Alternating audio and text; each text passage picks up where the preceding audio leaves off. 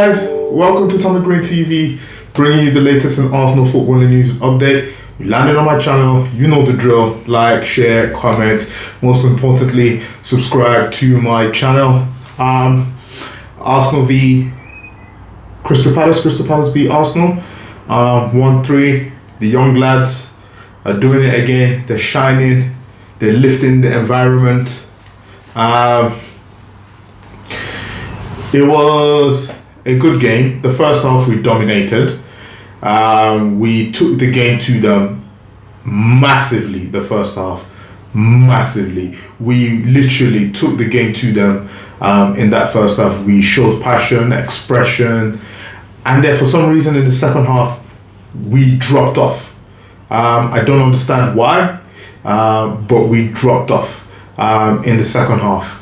That led to them equalizing. Benteke set piece again, and it was just weird. We basically gave them an opportunity to say, okay, look, come back into the game, and that's been the story all season. Really, to be honest, it's a case of where we suffer from such confidence issues the moment we go into pressure. The moment there's pressure, that's it.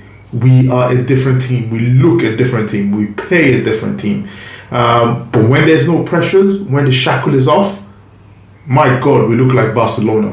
And I think that's post-mentality problem from Wenger, because we've always had this issue when he was in charge. So this is nothing new.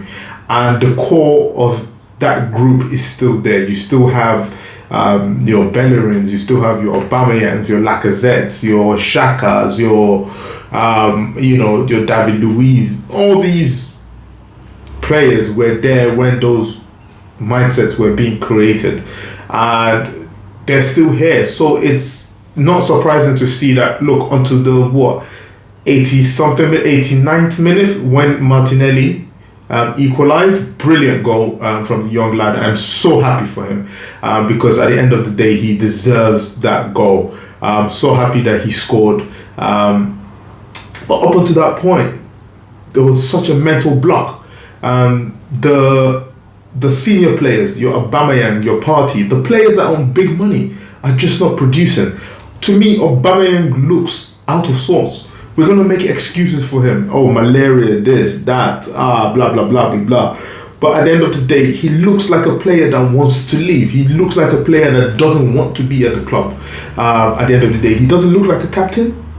He doesn't look like someone who wants to, the interest of the team is first. He just looks not interested. You look at him, you look at other players as well, and it's almost like a we know we're leaving kind of thing. We've had so many, recently in the news where players are saying they want to leave. Xhaka wants to leave, Bellerin wants to leave, Leno wants to leave. Leno's obviously come out and said no, he doesn't want to leave, but your Bellerins, your Lacazettes, man, let these players go and build from the beginning again. Build from the beginning. Now we know that the owner is not going to give us a lot of money to spend, so we have to work within our means and get the best out of the players that we have at the squad currently, which I think should be the case moving forwards. I know many fans, we are going to go and protest on the 23rd, the last game of the season, but the owner's already said he doesn't want to sell. I'm a big believer in money talks, man. Money talks. You bring the right price to the right person, money talks. And Daniel Ek, said he made a bid, and they said they were not interested because money is not an issue for them. But money talk. This is business. At the end of the day, sometimes you might have to pay over the odds to get what you want. And it goes back to that thing where Wenger said again, why would you, make this public? And I get the whole idea of trying to make it public to put pressure on Kroenke. But at the end of the day, you've given fans hope again, and that hope has gone down. And we're gonna go and protest on the 23rd to get these lot out. But at the end of the day, think about it. If you had a business that was bringing you money without you having to do anything, almost like a passive income, would you give it up, especially when it's profitable? No. So it's that thing again where we just have to work within our means. we have to try and, produce the best we can on the field, so that somehow the managers and the owner can give enough money to take this club forward. We can't say Kroenke hasn't spent, because he has spent maybe on one or two big signings a season to keep us quiet. But at the end of the day, it's not our fault, that it's not his fault that we're investing in the wrong players. I'm not a pro Kroenke. I'm Kroenke out. Let's just get this right. But I'm also at the same time a realist. And a realist is saying to you that look at the players and the money that we've spent in the last couple of seasons, and look at the returns that we're getting. We're not getting anything. So, even with that, they're still making money. Why would they want to give that up? If you have 50 million to spend in a season, why spend it on the wrong player? Can we say Thomas Partey has been a success? He hasn't been a success. These are the things that you have to look at. Was Ozil a success? Mixed reaction. Probably the first 3-4 years he was. And after that, he wasn't. Has Lacazette been a success? 50 million, 45 million, 50 million. He hasn't. Has Aubameyang been a success? To a certain degree. The last two seasons, he hasn't been. Has Xhaka been a success? No. These are players that a good 30-40 million has been spent on these type of players. Has Pepe been a success? No. It's been a mixed season. Flashes here and there. And that's my point. So we can't say, we want owner to, we know the level where we're at. We're not going to get 100 million like Man City. We've never been like that.